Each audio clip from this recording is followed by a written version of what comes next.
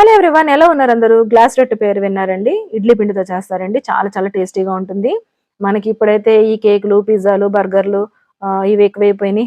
హెల్త్‌ని కూడా పాడు చేసుకుంటున్నాం. సో మచ్ ఆఫ్ క్రీమ్ తింటూ. అసలు ఇది ఏమీ ఉండదండి. చాలా హెల్తీ. అమ్మమ్మ, నానమ్మ ఇంటికెళ్ళినప్పుడు మనకి వేసే రొట్టె లాంటిదండి. కాకపోతే ఒక సైడే కాలుతుంది. ఇంకో సైడ్ అంతా కూడా ఇడ్లీలాగా ఉడికిపోతుంది. చాలా టేస్టీగా ఉంటుంది. ఇడ్లీ పిండిని తీసుకోవడం, దాంట్లో కాస్తంత సాల్ట్ వేయడము, అలాగే అందులో కాస్తంత జీలకర్ర, తీపి నచ్చే వాళ్ళు ఉంటే కనుక కాస్తంత బెల్లం కూడా వేసుకోవచ్చు. లేదంటే కనుక నార్మల్‌గా పెట్టేసుకోవచ్చు. నేను ఇక్కడ బెల్లం వేసానండి. ఇలా పెట్టిన తర్వాత గ్లాస్‌ని మధ్యలో పెట్టిన తర్వాత ఆవిరికి ఉడికిపోతుందండి. ఒక సైడ్ మాత్రమే కాల్చుకుంటాము.